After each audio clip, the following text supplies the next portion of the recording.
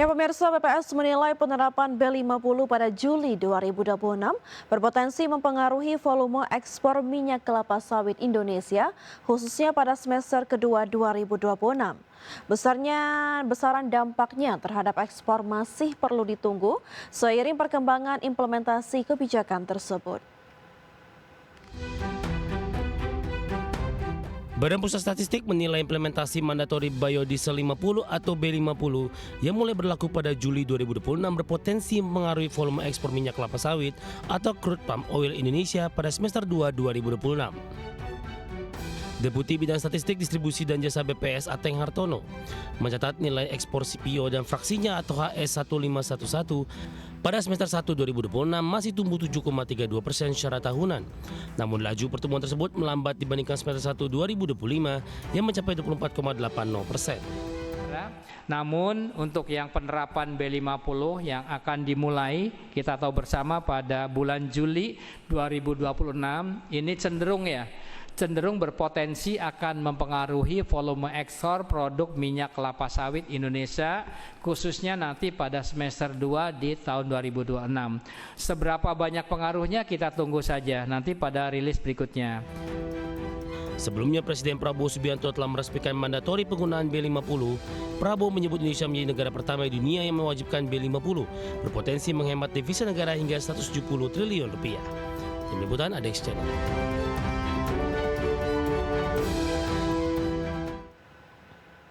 Ya, Ketua Dewan Komisioner Otoritas Jasa Keuangan Friederike Widiasari Dewi memastikan bahwa pasar modal Indonesia tetap menjalankan peran pentingnya sebagai sumber pembiayaan jangka panjang bagi dunia usaha.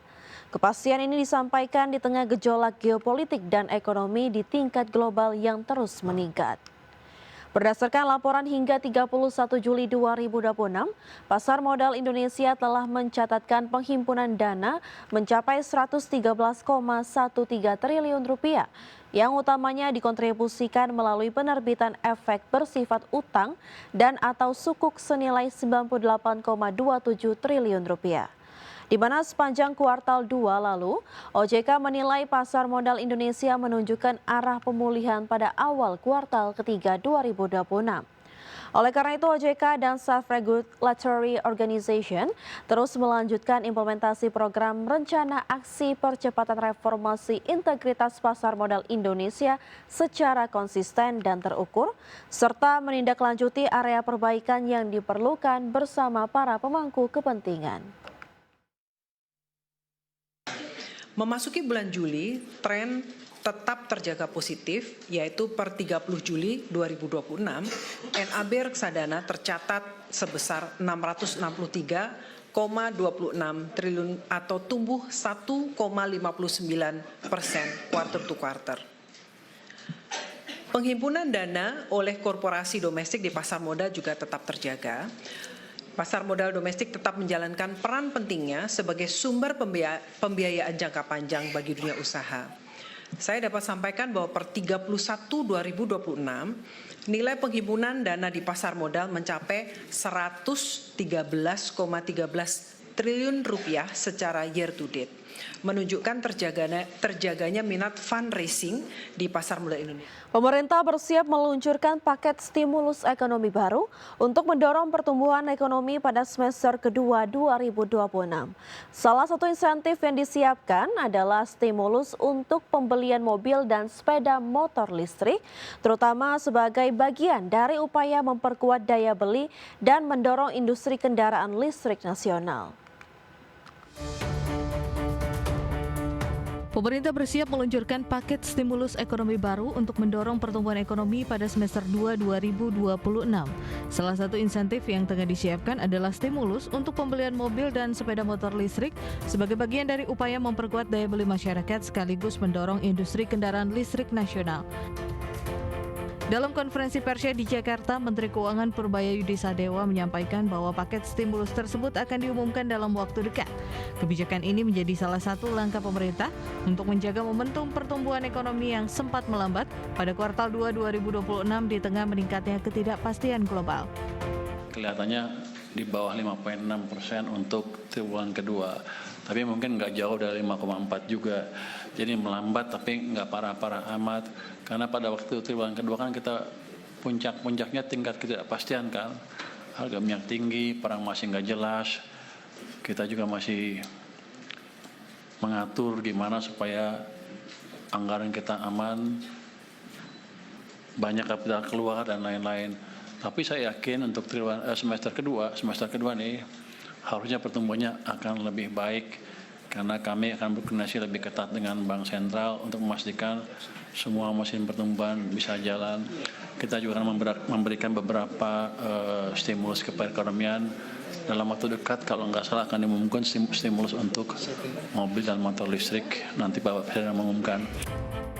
Meski menghadapi tantangan global, pemerintah optimistis pertumbuhan ekonomi akan membaik pada paruh kedua tahun ini. Selain menyiapkan stimulus kendaraan listrik, pemerintah juga akan memperkuat koordinasi dengan Bank Indonesia untuk memastikan likuiditas di sistem keuangan tetap terjaga, sehingga seluruh mesin pertumbuhan ekonomi dapat bekerja secara optimal. Jakarta, Tim Liputan IDX Channel.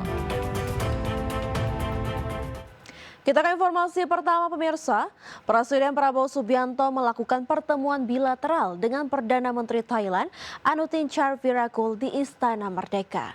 Kedua negara sepakat meningkatkan kerjasama di bidang politik, keamanan hingga ekonomi.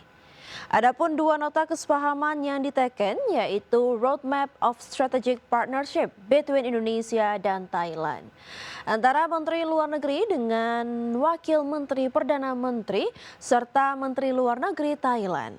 Termasuk MOU bidang pendidikan, di mana selain itu Prabowo juga mengatakan adanya komitmen kerjasama di bidang investasi dari sektor swasta yaitu MOU antara Tourism Authority of Thailand dan Transnusa di bidang pariwisata dan MOU antara Bioesol dan Procosilium terkait proyek pengolahan sampah organik.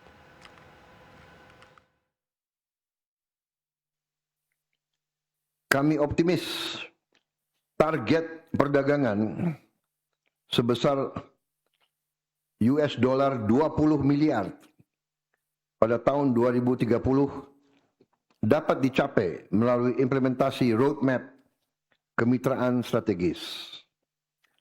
Kami juga sepakat memperluas investasi, meningkatkan akses pasar, mempererat kemitraan antar pelaku usaha, antara lain dengan menyelenggarakan Joint Trade Commission yang pertama kali dalam sejarah. Sebagai mekanisme untuk membahas peluang bisnis dan mengatasi berbagai hambatan perdagangan. Kita juga sepakat untuk meningkatkan kerjasama di bidang ketahanan pangan terkait teknologi pertanian,